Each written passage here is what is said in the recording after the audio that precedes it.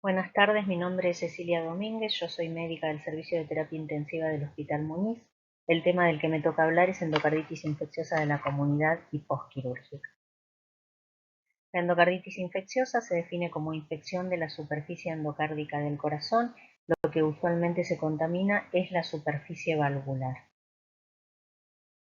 En cuanto a lo que es la epidemiología, lo más importante a tener en cuenta es que si bien es una enfermedad que tiene baja prevalencia, que está definida entre 3 a 10 por cada 100.000 personas al año, así todo y a pesar de que hubo avances en lo que es el diagnóstico y el tratamiento, sigue siendo una patología que tiene elevada mortalidad y además un alto riesgo de complicaciones intratratamiento.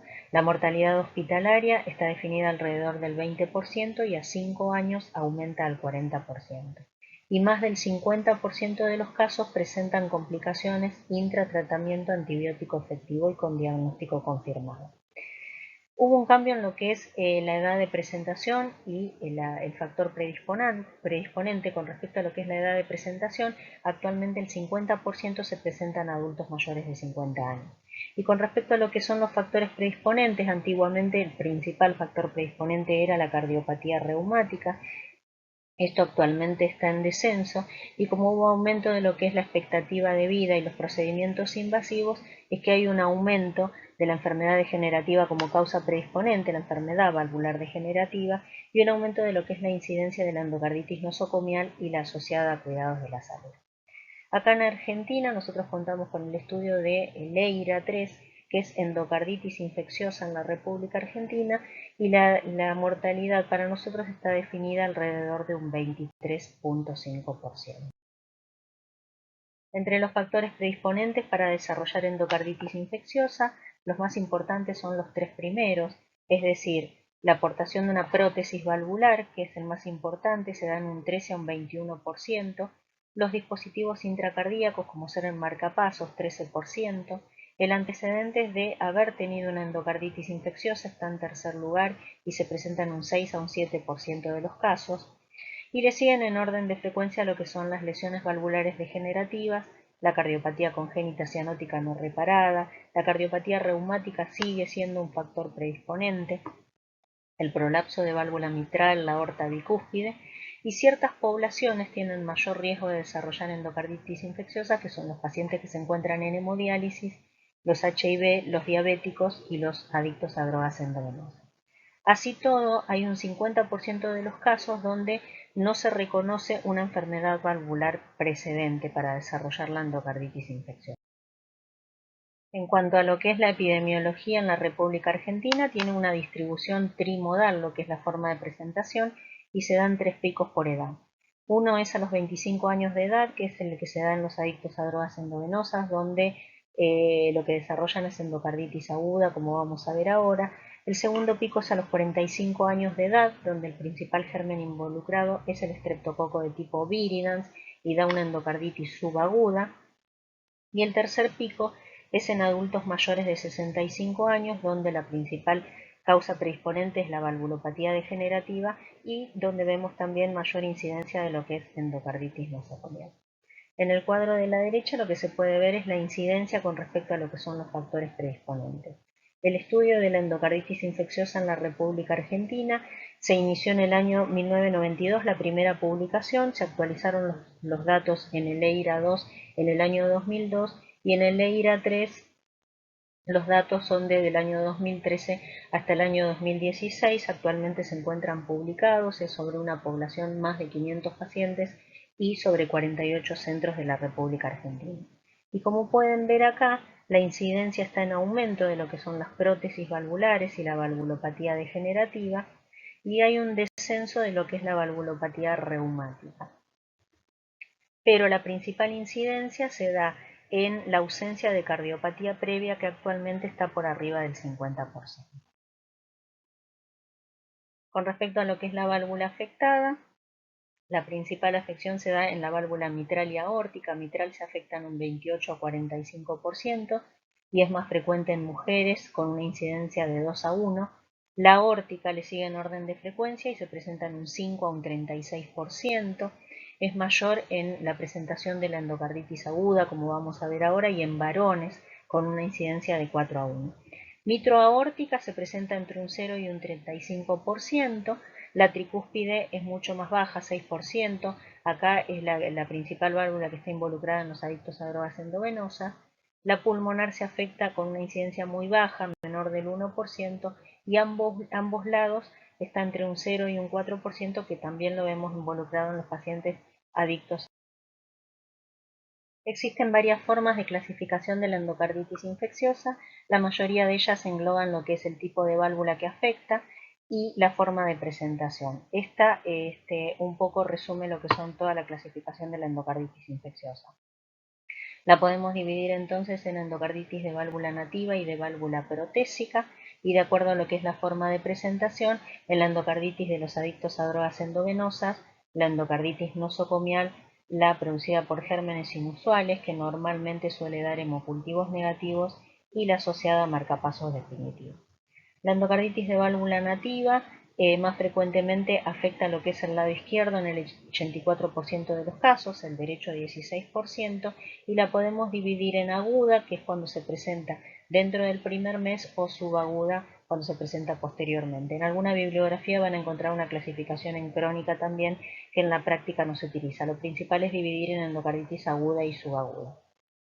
La endocarditis de válvula protésica también se divide en temprana y tardía, de acuerdo al tiempo de presentación con respecto a lo que es la colocación de la válvula, y la podemos dividir en temprana cuando se afecta dentro de los primeros 2 meses y tardía después del primer año. La endocarditis infecciosa subaguda es la que uno está acostumbrado a ver en los libros en general, suele tener evolución indolente. La principal forma de presentación es la fiebre, se da como fiebre de origen desconocido o un síndrome febril prolongado mayor de 4 semanas. En general son pacientes que tienen valvulopatía previa, y acá los principales gérmenes involucrados son los estreptococos de tipo viridans y más raramente lo que son los enterococos. El enterococo en general produce también una endocarditis subaguda y la vemos más en poblaciones adultas mayores de 65 años. La otra forma es la endocarditis aguda, recuerden que se presenta dentro del primer mes. Acá no vemos la presentación típica de la endocarditis, que es el síndrome febril, sino que la forma de presentación más frecuente suele ser con sepsis e insuficiencia cardíaca. El agente etiológico más frecuentemente involucrado es el estafilococo de tipo aureus, y en general no suelen tener valvulopatía previa. Este tipo de endocarditis está en aumento en los últimos años, ¿sí? De un 20 a un 33 a un 75%.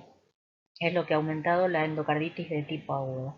Y lo otro que está en aumento es la endocarditis de válvula aórtica, que suele ser la forma de presentación la endocarditis aguda. En la era preantibiótica era del 5% y actualmente es del 38%. Otra forma de presentación es la endocarditis nosocomial, se da en un 15 a 20% de los casos y se puede definir cuando se presenta, se desarrolla 72 horas posterior a la internación hospitalaria, 4 a 8 semanas después de un procedimiento invasivo y hasta 6 meses del alta hospitalaria. Dentro de este grupo entran también lo que es la endocarditis asociada a cuidados de la salud, es decir, los pacientes que se encuentran en hemodiálisis, los que tienen catéteres permanentes y semipermanentes y los que son portadores de marcapaso. Acá también el principal agente etiológico es el estafilococo aureus, y en segundo lugar podemos encontrar el enterococo. Cuando se trata de una población anciana, en general lo que hay que buscar es el foco génito urinario y el gastrointestinal. Una de las cosas importantes que hay que tener en cuenta es que 20 a 40% de lo que son bacteriemias asociadas a catéter vascular central por Staphylo aureus se pueden complicar con una endocarditis infecciosa. Por eso es importante que toda bacteriemia por Staphylo aureus, sobre todo si está asociada a catéter vascular central, se investigue la presencia de la endocarditis infecciosa. Las guías recomiendan realizar el ecocardiograma transesofágico para descartar. Otra forma de presentación es la endocarditis a cultivos negativos, se dan un 5 a 30% de los casos.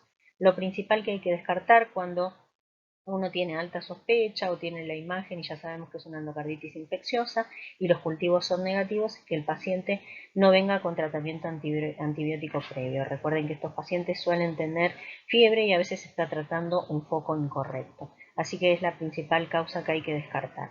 Una vez que se descarta eso, lo que hay que investigar cuando tenemos cultivos negativos es la endocarditis micótica, a veces porque requieren medios específicos o cuando son gérmenes inusuales, sobre todo los intracelulares, o que requieren medios específicos, como Brucella, Bartonella, Coxiella, Clamidia Mycoplasma. Los del grupo ASEC, que son de crecimiento lento, son bacilos negativos de crecimiento lento y requieren una incubación un poco más prolongada. Por eso también es importante hablar con el bacteriólogo y explicarle si uno tiene la sospecha de endocarditis para que el tiempo de incubación sea un poco más prolongado.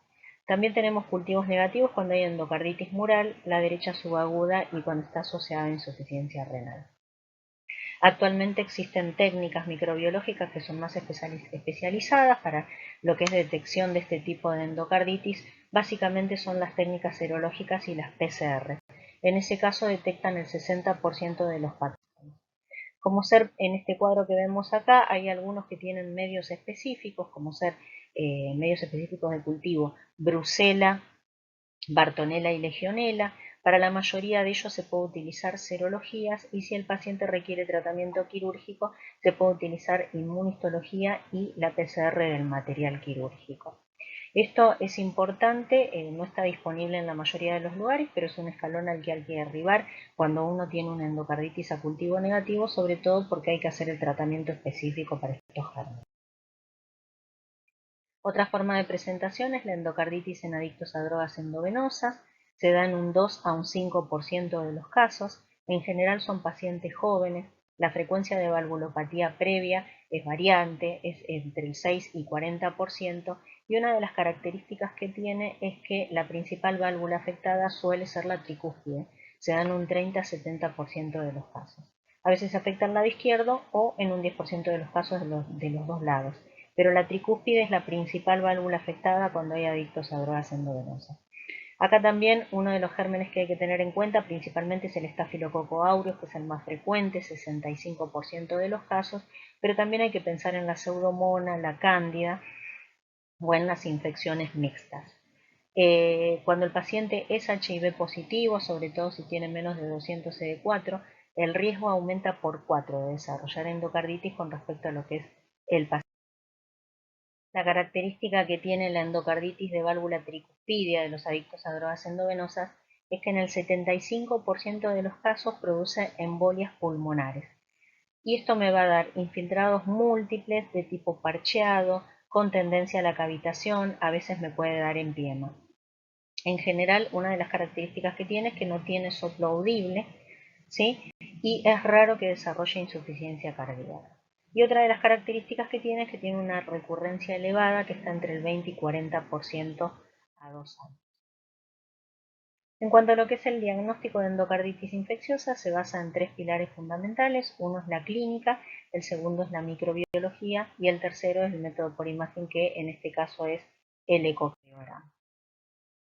Con respecto a lo que es los hemocultivos, la endocarditis en general, lo que tenemos es bacteriemia continua y de bajo grado.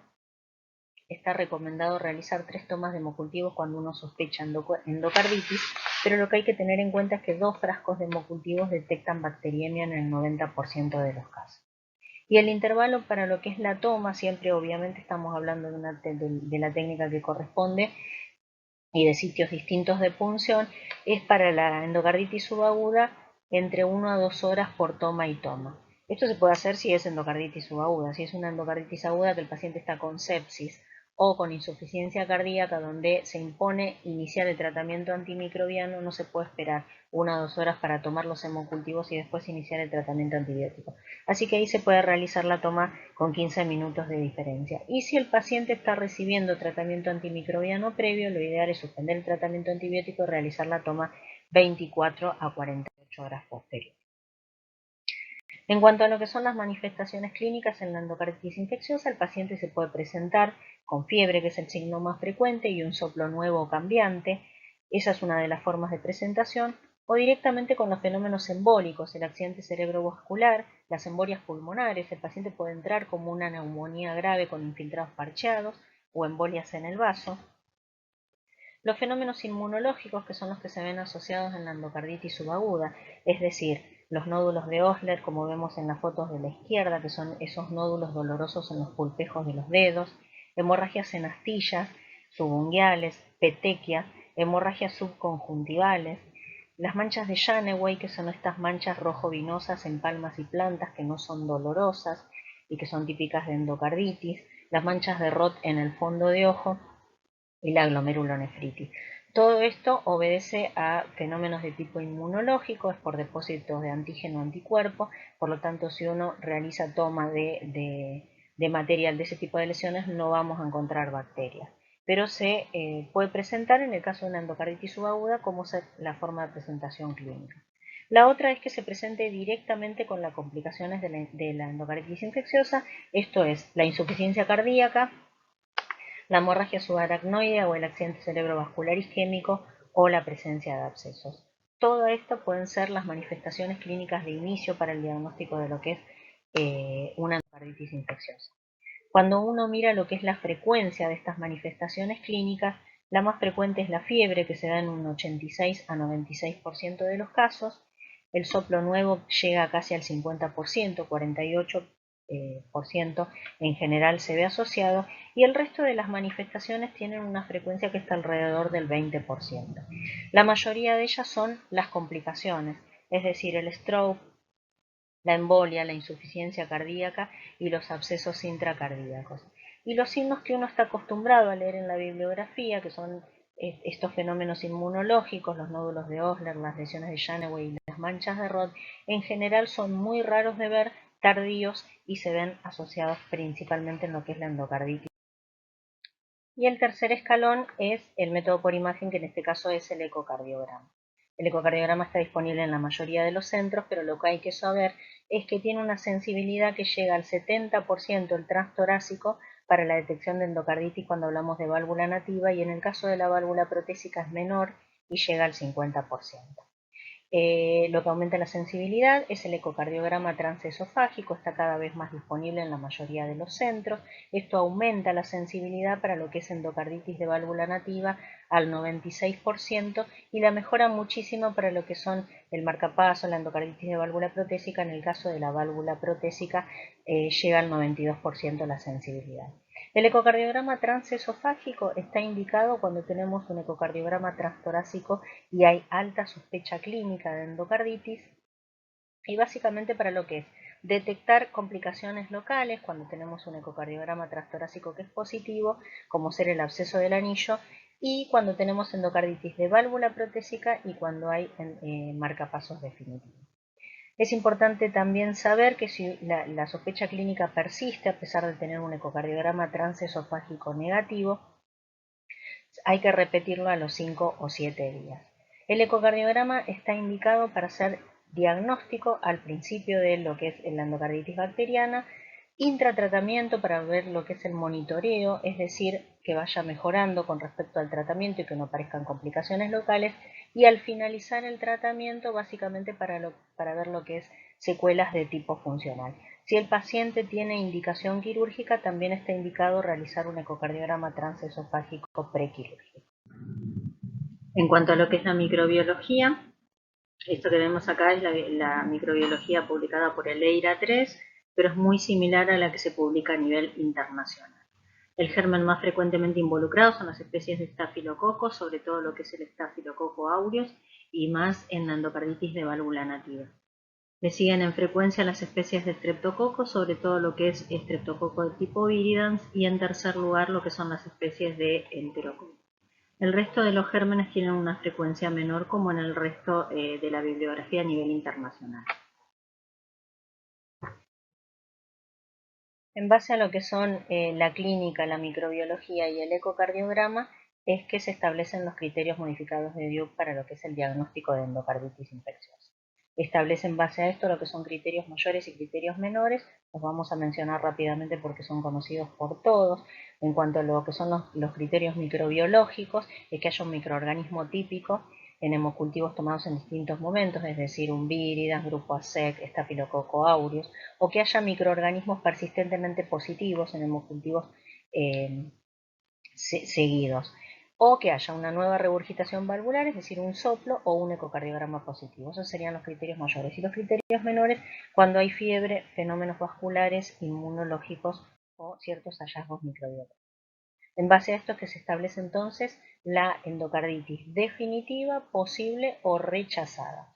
Y se define como definitiva cuando hay, en base a criterios clínicos, 2 mayores, o 1 mayor y 3 menores, o 5 menores, o en base a criterios patológicos, cuando se puede demostrar el microorganismo en la vegetación de un émbolo o de un absceso intracardíaco. Y es rechazada cuando hay un diagnóstico distinto, cuando hay resolución con 4 días de tratamiento antimicrobiano o menos, o cuando no hay evidencia histológica en la cirugía o la autopsia después de 4 días de tratamiento o menos. Lo que hay que saber es que los criterios de Duke tienen una sensibilidad que llega hasta el 80% y para la endocarditis de válvula nativa del lado izquierdo. Para el resto de las endocarditis la sensibilidad es menor para el lado derecho y mucho menor para lo que es endocarditis de válvula protésica. Así que el problema se establece básicamente cuando tenemos una endocarditis posible, es decir, que no cumple criterios ni de definitiva ni de rechazada. En base a criterios clínicos sería que tenga uno mayor y uno menor o 3 menores. Acá es cuando empieza a jugar un rol importante lo que son el resto de las metodologías complementarias, es decir, la tomografía multislide y las técnicas moleculares. La tomografía multislide tiene una sensibilidad que es similar al ecocardiograma transesofágico. Y las técnicas moleculares ayudan como métodos complementarios en lo que es la sospecha de endocarditis infecciosa, pero de válvula protésica. De hecho, están indicadas ya como en el algoritmo diagnóstico de la endocarditis posible para transformarla en una endocarditis definitiva en las guías de la Sociedad Europea de Cardiología, que son del año 2015. Estas técnicas moleculares son básicamente el PEC-TC y el SPEC-TC.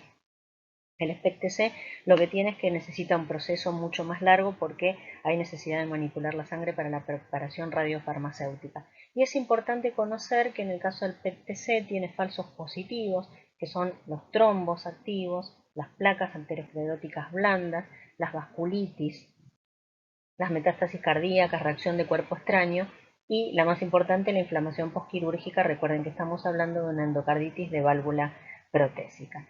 Así que lo que hace es transformar una endocarditis posible en aumenta los criterios para transformarla en una endocarditis de tipo definitiva. Estos métodos no están disponibles en la mayoría de los lugares, pero es importante saber que existen, que complementan para lo que es el diagnóstico de la endocarditis definitiva. Es importante entonces saber lo que son los falsos positivos y también es importante tener personal especializado para la interpretación de lo que son los resultados. Estas técnicas, en el caso de lo que es la endocarditis de válvula nativa, pueden tener alguna especie de complemento, básicamente para lo que es detectar abscesos de pequeño tamaño, sobre todo la tomografía multislide, o émbolos periféricos que son sobre todo asintomáticos. Pero básicamente la principal indicación es en la endocarditis de válvula protésica.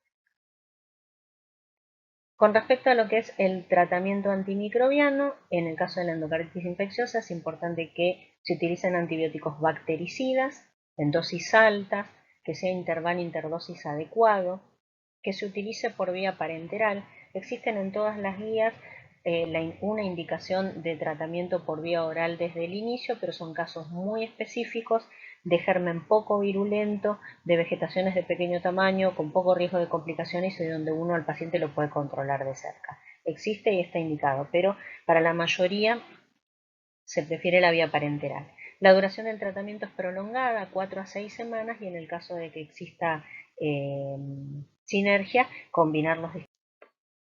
Para lo que es el tratamiento de la endocarditis infecciosa, contamos con las guías de la Sociedad Europea y de la Sociedad Americana, que son del año 2015, las de la Sociedad Británica, que son un poco más viejas, y acá en Argentina tenemos el consenso de endocarditis infecciosa de la Sociedad Argentina de Cardiología e Infectología, que son del año 2016. Para lo que es el tratamiento de la endocarditis infecciosa por el Staphylo aureus meticilino sensible, lo que se recomienda es utilizar una cefalosporina de primera generación. El intervalo interdosis va a depender de cuál se utilice, si es cefazolina cada 8 horas, si es cefalotina en 4 a 6 dosis día. Les menciono la gentamicina porque está en las recomendaciones de la Sociedad Argentina. El resto de las guías no la recomienda porque no demostró disminuir la mortalidad para este germen y sí aumenta lo que es la frecuencia de eventos adversos, es decir, relacionado a la nefrotoxicidad. Para lo que es el Staphylo aureus meticilino resistente, lo que se utiliza es vancomicina en dosis elevadas, 15 a 20 miligramos kilo dosis cada 8 a 12 horas. Acá es importante tener en cuenta que dentro de la vegetación hay un 30% de población heteroresistente. Y es importante, primero, conocer la SIM y segundo, el monitoreo por medio de vancocinemia.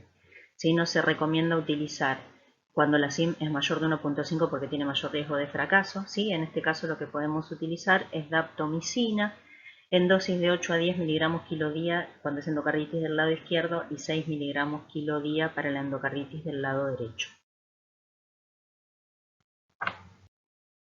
Para lo que son los estreptococos del grupo Virinancy bovis, lo que es importante es conocer la SIM. La SIM varía en las distintas sociedades, la que utilizamos nosotros es esta. Sí, es sensible a penicilina o altamente sensible cuando tiene una SIM menor de 0,125 microgramos por mililitro.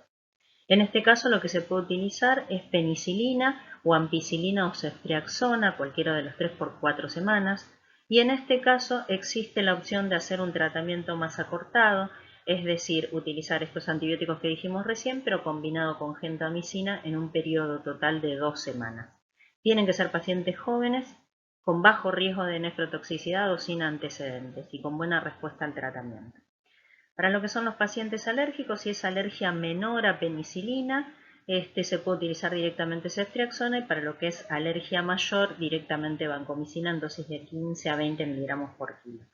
Y en este caso también existe la opción de hacer un tratamiento combinado, de escalar tratamiento, es decir, hacer 2 semanas de tratamiento con ceftriaxona y pasar a la vía oral con amoxicilina las 2 semanas siguientes. Pero en este caso también es importante que tenga buena respuesta al tratamiento antimicrobiano.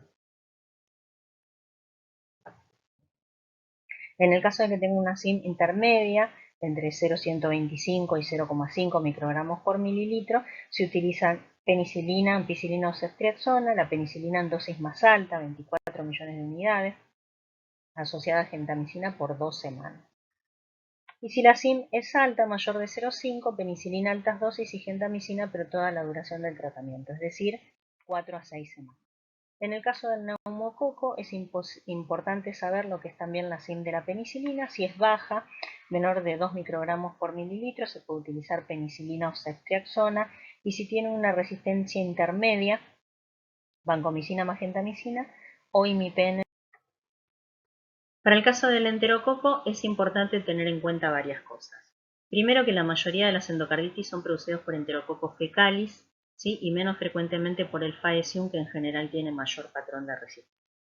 Acá es importante para el enterococo saber dos cosas: la sensibilidad a los beta-lactámicos y la sensibilidad a los aminoglucósidos. Otra cosa importante a tener en cuenta es que el enterococo tiene una resistencia parcial intrínseca a la penicilina, por lo tanto no se puede utilizar como monoterapia. En el caso de que tenga baja resistencia a gentamicina, a aminoglucósidos y a beta-lactámicos, se puede utilizar un régimen de combinación de ampicilina o penicilina más gentamicina por 4 a 6 semanas.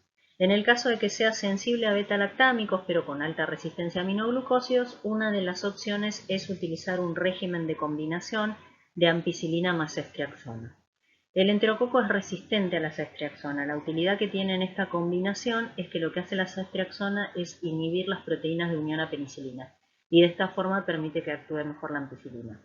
Este régimen de combinación ampicilina más ceftriaxona se prefiere al de ampicilina más gentamicina porque tiene menor riesgo de toxicidad.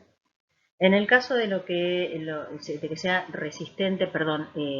alérgico a beta-lactámico, se puede utilizar vancomicina asociado con gentamicina. Cuando uno utiliza vancomicina para el tratamiento del enterococo, debe prolongarlo por 6 semanas porque tiene más riesgo de fracaso. Y en el caso de que sea un Faecium sin alta resistencia a aminoglucósidos y sensible a beta-lactámicos, se puede utilizar ampicilina combinado con un aminoglucósido.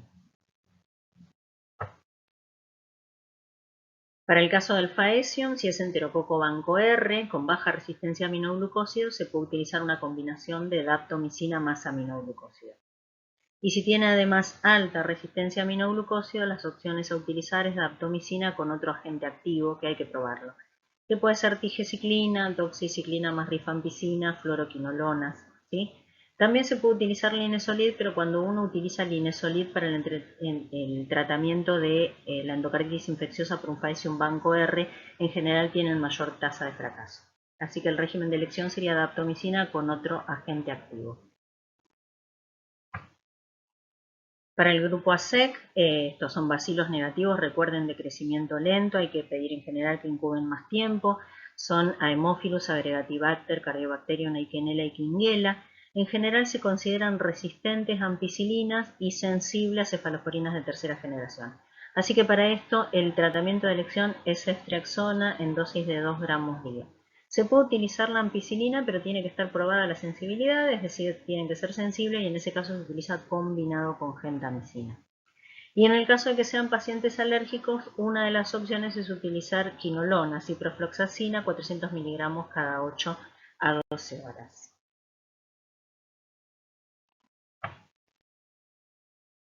Uno de los puntos importantes es definir cuál es el tratamiento antibiótico empírico en el caso de la endocarditis infecciosa. A veces uno cuenta con un cuadro clínico típico y a veces con el diagnóstico por imagen, es decir, uno ya puede ver la vegetación, pero todavía no tenemos el desarrollo del microorganismo. Acá es importante tener en cuenta la forma de presentación. Si es una endocarditis aguda, lo que uno busca cubrir básicamente es el Staphylococcus meticilino resistente de la comunidad, sobre todo si el paciente tiene antecedentes de endocarditis infecciosa, si la presentación es con sepsis o insuficiencia cardíaca, si hay presencia de embolias periféricas, en el caso de los adictos a drogas endovenosas. Cuando tienen lesiones cutáneas crónicas, los pacientes están en hemodiálisis o hay antecedente de hospitalización reciente. En el caso de la endocarditis de presentación subaguda, lo que uno quiere cubrir básicamente son los gérmenes que suelen dar este tipo de presentación, que son los streptococos de tipo viridans, enterococos y los del grupo ASEC. También hay que tener en cuenta el Staphylococcus, así que se puede utilizar una combinación, en este caso, de vancomicina con ceftriaxona y o ampicilina sulbactam.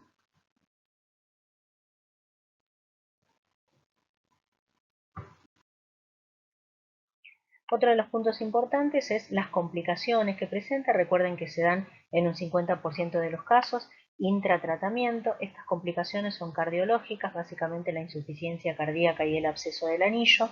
Las complicaciones neurológicas, las embolias, que se dan en el cerebro, vaso y riñón en el caso de la endocarditis izquierda y en el pulmón en la endocarditis del lado derecho, el aneurisma micótico y la fiebre prolongada. Dentro de las complicaciones cardiológicas, la más frecuente es la insuficiencia cardíaca, se presenta en un tercio de los pacientes y es la principal causa de muerte, se da en un 25 a 70% de los casos. Y de estos pacientes, 2/3 de los pacientes hacen insuficiencia cardíaca en el primer mes de tratamiento y en clase funcional 3 o 4, que como vamos a ver ahora es una de las indicaciones quirúrgicas. Y se da más frecuentemente en lo que es la endocarditis aguda y cuando está afectada la válvula aórtica. También hay que tener en cuenta que es un factor pronóstico adverso, es decir, la mortalidad quirúrgica aumenta si no tiene insuficiencia cardíaca, está alrededor de un 6 a un 11% y con insuficiencia cardíaca llega hasta el 33%. Otra de las complicaciones cardiológicas es el absceso del anillo. El absceso del anillo lo que produce como síntomas es fiebre persistente y bloqueo de la conducción. Se ve más frecuentemente en la endocarditis de válvula protésica, se dan un 50-100% de los casos, y en la endocarditis de válvula aórtica. El resto también la puede presentar, pero es más frecuente en la válvula protésica y en la endocarditis aórtica. El diagnóstico, si recuerdan como vimos recién, se hace por ecocardiograma transesofágico y el tratamiento es quirúrgico en la mayoría de las situaciones. Existe una indicación de ser tratamiento médico solo, pero son casos muy seleccionados que no tienen que tener bloqueo de la conducción, no tienen que tener insuficiencia cardíaca ni dehiscencia valvular y que tenemos que ver que no haya progresión ecocardiográfica. Otra de las complicaciones que puede aparecer es el síndrome coronario agudo. Es muy raro su presentación. En general se produce por extensión del proceso infeccioso periaórtico a las coronarias o por embolia coronaria directa. Lo más importante es que no requiere el tratamiento habitual que es para el síndrome coronario agudo. ¿Sí? En este caso, la angioplastia y la trombolisis son controvertidos por el riesgo de embolización y sangrado del encéfalo en el caso de lo que es. Otra de las complicaciones son las embolias sistémicas, se dan en un 22 a 50% de los casos, fíjense la frecuencia. Y el lugar más frecuente de embolización es el sistema nervioso central en el 65% de los casos. Sistema nervioso central y vaso embolizan lo que es la endocarditis del lado izquierdo y pulmón la endocarditis del lado derecho. Y la mayor frecuencia aparece en las primeras 2 semanas de tratamiento antimicrobiano. También, si se fijan, la mayoría de las complicaciones se realizan intratratamiento antibiótico y dentro de las primeras semanas. Hay mayor riesgo cuando están involucrados el estafilococo aureus, hongos, cuando hay vegetaciones grandes, mayores de 10 milímetros o que crecen intratratamiento. Pueden ser asintomáticas, en este caso se puede realizar una resonancia y detectarlas por este método. Y en el caso del aneurisma micótico, el aneurisma micótico se produce por embolia a los vasos vasorum de las arterias. ¿Sí? De esta manera después se dilatan y en algunos casos después se pueden romper. El aneurisma micótico es más frecuente a nivel intracraneal, ¿sí? Y la mortalidad es del 80% si existe ruptura. Dentro de las complicaciones neurológicas, estas se dan en un 20 a 40%, es la segunda causa de mortalidad. También aparecen en las primeras 2 semanas de tratamiento antimicrobiano y son de dos tipos. El stroke, que es por embolias sépticas, y la hemorragia subaracnoidea, que se produce como consecuencia de la ruptura del aneurisma micótico intracraneal. Es menos frecuente, el stroke es más frecuente en el caso de la endocarditis infecciosa. Pueden dar otro tipo de complicaciones, pero son mucho menos frecuentes y menos importantes. En el caso del accidente cerebrovascular hemorrágico, lo que hay que tener en cuenta es que en el 60% de los casos es anterior al diagnóstico de endocarditis infecciosa. Por eso es importante, todo paciente joven que tiene un accidente cerebrovascular, ya sea isquémico o una hemorragia subaracnoidea y que viene con fiebre, sospechar que el foco puede ser la endocarditis infecciosa. En el caso de los aneurismas intracraneales, lo que se hace es seguimiento por medio de resonancia y angioresonancia, y la indicación quirúrgica o endovascular va a depender de que haya aumento de tamaño, por supuesto, si se rompe o si se vuelve sintomático. Otra de las complicaciones es la fiebre prolongada, más de 7 a 14 días de tratamiento antimicrobiano en el transcurso de una endocarditis infecciosa. Las dos complicaciones que hay que descartar en este caso y que son las más importantes son el absceso del anillo, recuerden con ecocardiograma transesofágico, y las metástasis sépticas, es decir, las embolias, que recuerden que son más frecuentes en el sistema nervioso central en el vaso y las derechas en el pulmón. Pero también se impone descartar causas no relacionadas, es decir, las infecciones nosocomiales. No hay que olvidarse que estos pacientes están internados, que están colonizados y que en algunos casos están embolios. Así que estas son las principales cosas a descartar: el absceso del anillo, las metástasis sépticas y las infecciones nosocomiales. Bueno, así como existen complicaciones dentro de la endocarditis infecciosa, existen también lo que son las indicaciones quirúrgicas. Recuerden que hay un porcentaje bastante alto que requiere indicación quirúrgica en el transcurso de una endocarditis infecciosa. Las más importantes son la insuficiencia cardíaca. En cuanto a lo que son las indicaciones quirúrgicas, se define como urgente cuando es necesario realizarla dentro de las 24 horas, como una emergencia cuando es dentro de las 24 horas a las 2 semanas, y posterior a esto cuando es en forma programada. La insuficiencia cardíaca en general es una de las principales indicaciones, es una de las principales complicaciones, suele ser en general una indicación urgente, sobre todo cuando es en clase funcional 3-4. Otra de las indicaciones es la extensión perivalvular, es decir, el absceso del anillo o fístula. Cuando hay infección no controlada a pesar del tratamiento antimicrobiano óptimo, es decir, que tenemos la microbiología, la sensibilidad, el tratamiento antibiótico efectivo y sin embargo los cultivos siguen siendo positivos y el paciente continúa febril. Con respecto a lo que son los gérmenes, van a encontrar algunas publicaciones y algunas de las guías que recomiendan directamente el tratamiento quirúrgico con ciertos gérmenes, como ser el Staphylococcus meticilino resistente y la cándida. Estas no son indicaciones de por sí el germen de tratamiento quirúrgico, sino que se trata en general de gérmenes que son más agresivos, que tienen más invasión local y está más relacionada la indicación quirúrgica con las complicaciones que puede presentar. También los bacilos gram negativos que no pertenecen al grupo ASEC, o cuando estamos hablando de la brucela o de la coxiela. Con respecto a lo que son las embolizaciones, cuando hay dos o más embolizaciones o una con vegetaciones grandes y esta indicación es relativa. Lo importante es determinar cuál es el tiempo óptimo para la cirugía. Esto se determina siempre con el equipo quirúrgico, en conjunto con lo que es el equipo quirúrgico, y lo ideal es que haya estabilidad hemodinámica. Una de las cosas importantes a tener en cuenta en el caso del recambio valvular en el transcurso de una endocarditis activa es que la reinfección de la válvula se da en un 7% nada más, ¿sí? Con endocarditis activa. Y esto, la mortalidad es mucho menor que la mortalidad en sí por la insuficiencia cardíaca. Con respecto a lo que son las complicaciones neurológicas, en general lo que se prefiere es posponer el tratamiento quirúrgico, dependiendo de cuál sea.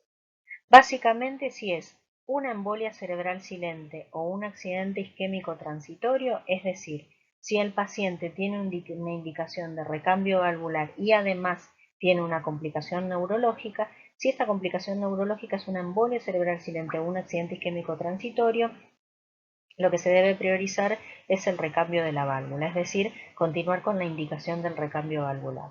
Diferente es cuando hablamos de una hemorragia intracraneal, donde el pronóstico neurológico es peor, donde el paciente está en coma o accidente cerebrovascular con daño grave. En ese caso lo que se sugiere es posponer la cirugía por lo menos un mes para el recambio valvular. Dentro de la clasificación tenemos también la endocarditis de válvula protésica. Recuerdan, esto se da en un 10% de los casos. Tienen mayor riesgo de endocarditis las prótesis mecánicas los primeros 6 meses. Después el riesgo se iguala con lo que son las prótesis biológicas. Y hay mayor riesgo de endocarditis cuando la indicación es por una infección no controlada. En general, cuando son endocarditis de válvula temprana, un 1/3% de los casos se presenta con shock séptico y la tardía suele tener. Y en el caso de la endocarditis temprana son principalmente Staphylococcus, Staphylococcus negativo y bacilos negativos, pero en general tienen patrones de resistencia mayores porque estamos hablando de gérmenes intrahospitalarios. El tratamiento para lo que es endocarditis de válvula protésica, el tratamiento antimicrobiano, lo que hace es combinar en general con algún antibiótico que penetre el biofilm. Así que si hablamos de una endocarditis temprana o intermedia, donde uno tiene que sospechar ciertos mecanismos de resistencia, el tratamiento que se utiliza es vancomicina más gentamicina asociado a rifampicina. Y en la tardía se puede utilizar vancomicina, rifampicina y ceftriaxona asociado no a gentamicina. Después, cuando uno tiene ya el aislamiento microbiológico, es decir, el microorganismo involucrado, si es un Staphylococcus meticinino sensible, se utiliza cefalotina, pero asociada a rifampicina por 6 semanas. Si es un Staphylococcus meticinino resistente, vancomicina asociada a rifampicina. Y en el caso de los estreptococos y los del grupo ASEC, el tratamiento es similar al de válvula nativa. Otro de los puntos importantes es definir la duración del tratamiento antimicrobiano en un paciente que requiere un reemplazo valvular.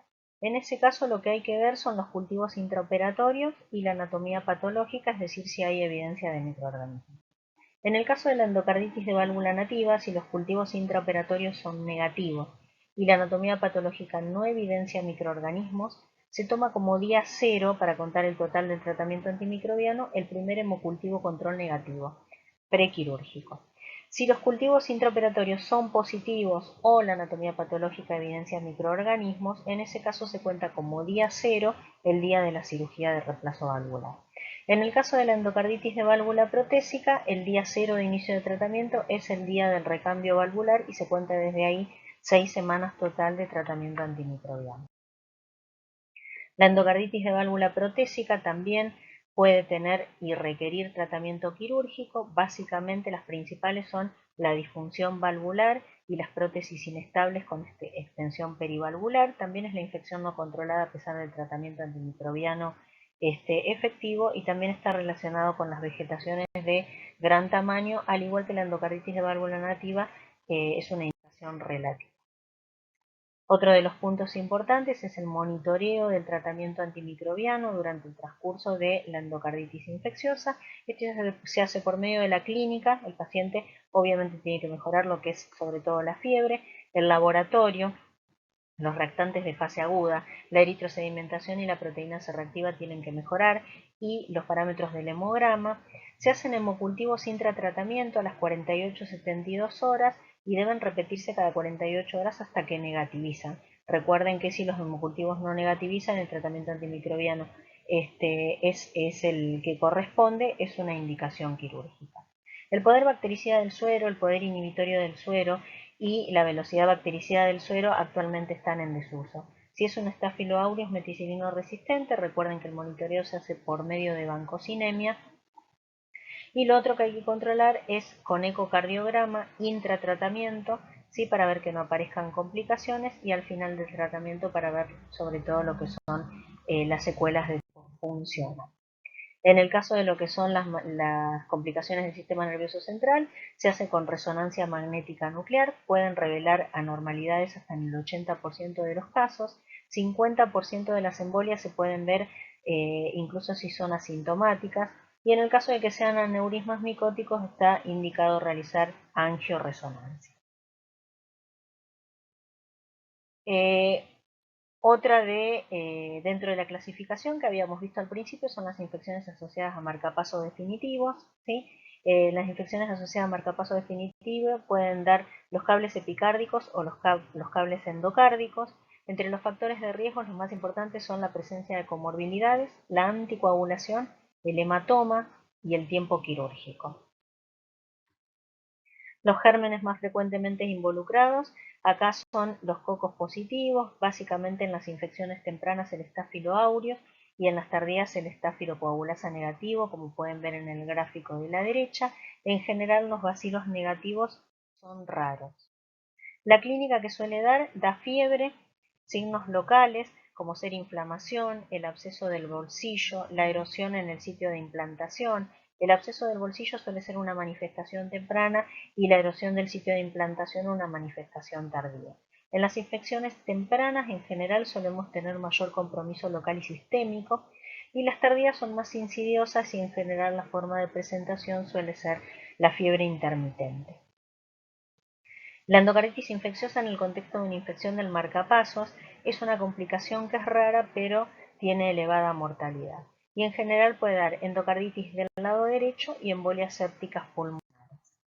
El diagnóstico se hace con la clínica, con los hemocultivos y recuerden que en el caso del marcapasos hay que realizar ecocardiograma transesofágico porque la sensibilidad del transtorácico es muy baja, ¿sí?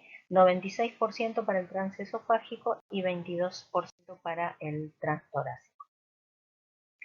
El tratamiento para lo que es la infección asociada a marcapasos tiene tres pilares fundamentales. Uno es el tratamiento antimicrobiano, el otro es la extracción del sistema y el otro es que el paciente tiene puesto un marcapaso porque tiene una alteración del ritmo, por lo tanto hay que hacer control del ritmo.